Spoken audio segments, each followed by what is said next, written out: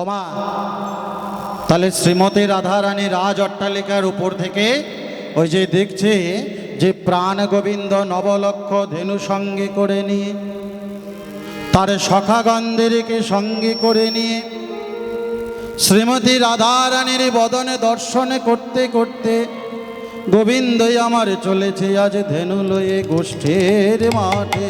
গোষ্ঠীর মাঝে আর গোষ্ঠের মাঠে যেতে যেতে গোবিন্দ আমার আর চোখে একবার রাধারানীকে দেখছে। রাধারানী, তুমি তো আসতে পারছো না, জানি আমি, তুমি অনেক সমস্যার মুখী হয়ে আছো, তো যাই হোক, যখন তুমি আসবে তোমার সঙ্গে একটু মনের ব্যথা জোড়াবার জন্য কথা বলো।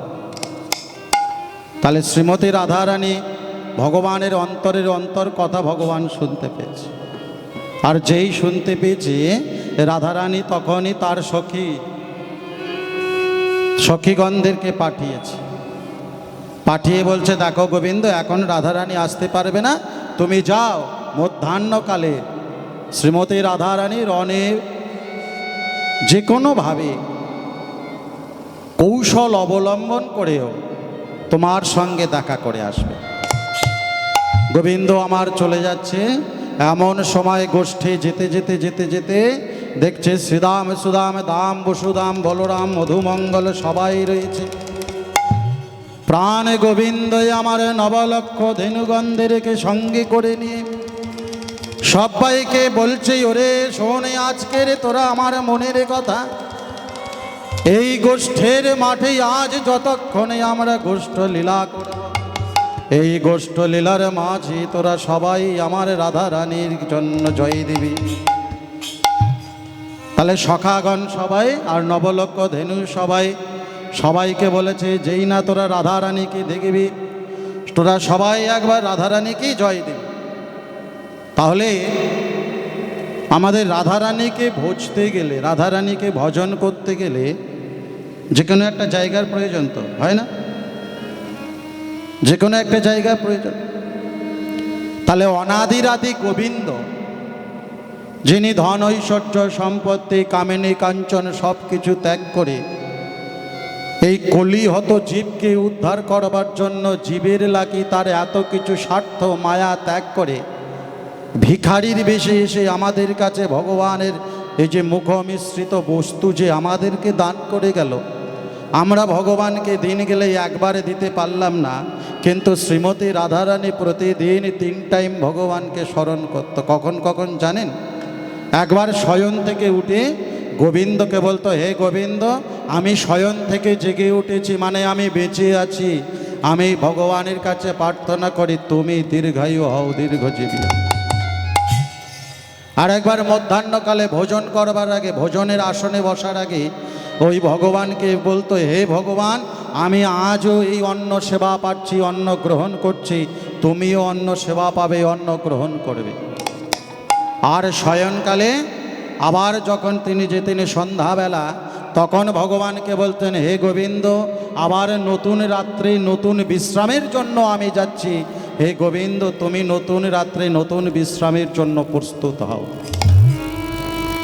তাহলে আমরা কবার জপি ভগবানকে? আমরা দিনান্তে একবার জপি। ও মা, ও দিদা, এত মনের দুঃখ কিসের? সব ত্যাগ হয়ে গেছে।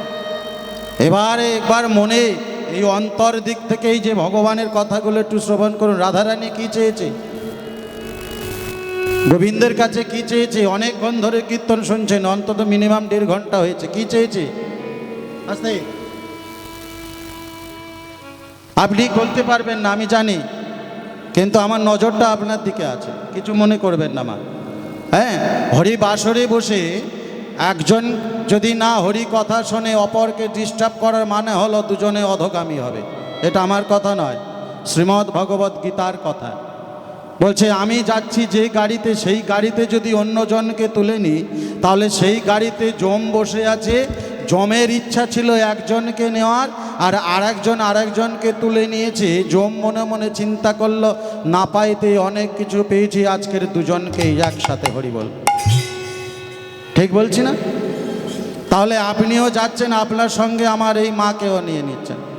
যদিও পিছনে খুঁটি আছে, অসুবিধা হলে হেলান দিতে পারে, কিন্তু বিষয়টা হলো 64 প্রকারের অপরাধের মধ্যে সব থেকে ভয়ঙ্কর অপরাধ হলো নাম অপরাধ। এই নাম অপরাধ কি নাম অপরাধ? হরিবাসরের জন্ম কথা শুনুন আগে। হরিবাসর কিভাবে জন্ম? একাদশীর পরের দিন হয় দ্বাদশী, আর দ্বাদশীর প্রথম পাদে থেকে হরিবাসরের জন্ম। আর এই হরিবাসরে দাঁড়িয়ে এই হরি কথা না শোনা, হরি ভগবানকে জয় না দেওয়া, ঈশ্বরের প্রতি মন স্থায়ী না করা, সমগ্র প্রকার মিলিয়ে হাইকোর্ট নয় সুপ্রিম কোর্টও আপনার পারমিশন দেবে না যে অধলোক থেকে তুলে স্বর্গলোকে পাঠাবে। হরিবোল হরিবোল। এটা আমার কথা নয়, এটা শাস্ত্রের কথা, এটা গ্রন্থের কথা। তাই ভগবান বলছেন আমি সর্বত্র রয়েছি। তিনি জলেও রয়েছেন, স্থলেও রয়েছেন, তিনি আকাশেও আছেন, মাটিতেও আছেন, তিনি তল অতল তলাতল বসুতল ভূতল মহাতল পাতালেও রয়েছেন, এমনকি ভূবর্ষ ইত্যাদি ইত্যাদি 14টা লোকের মধ্যে ভগবান রয়েছেন। তাই 14টা লোকের মধ্যে ভগবানের সামনে থেকে এই যে আপনারা এত কিছু কর্ম করে যাচ্ছেন, এগুলো আপনাদের বৃথা। আপনারা কেন করছেন? এইগুলো করবেন না। শ্রীমতী রাধারানী 3 বার ভগবানকে সবসময় স্মরণ জানায়, প্রতিদিন 3 বার, কিন্তু আমরা একবারও ভগবানকে ডাকি না। শ্রীমতী রাধারানীর কি দরকার ছিল 3 বার ভগবানকে ডাকার? গোবিন্দ হলো আশ্রয়ে, আর রাধারানী হলো তার সম্পত্তি ভজন।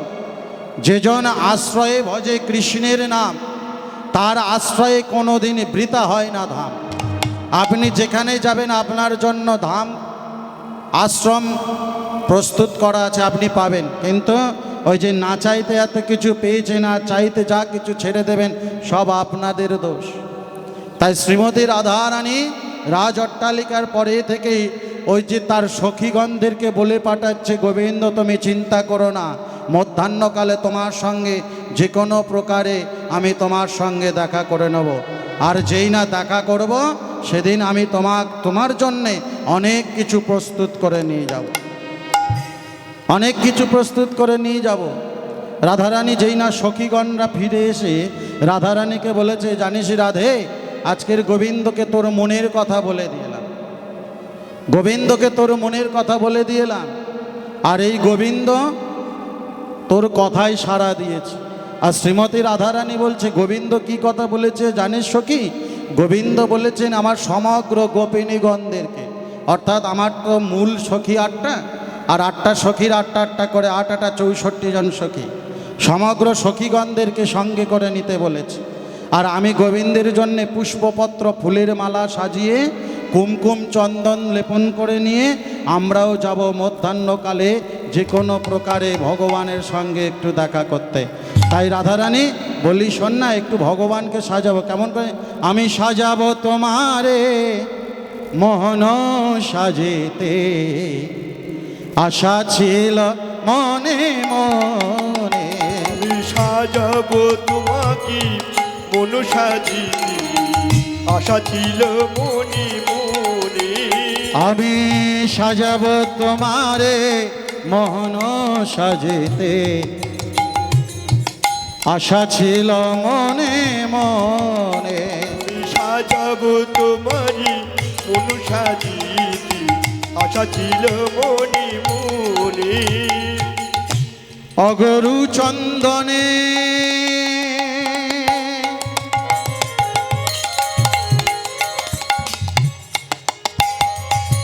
সাজাব তোমারে, এই ভাবেছি মনে মনে।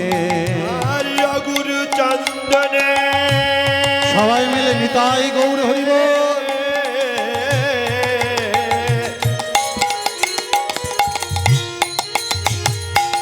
সাজাবো তোমারি আশা ছিল বড় মনে। আমি সাজাবো তোমারে মোহন সাজেতে, আশা ছিল মনে মনে। আমি সাজাবো তোমারি মন সাজিতে, আশা ছিল মনে মনে। আস্তে আস্তে আস্তে আস্তে আস্তে আস্তে বাজা, আস্তে আস্তে বাজা।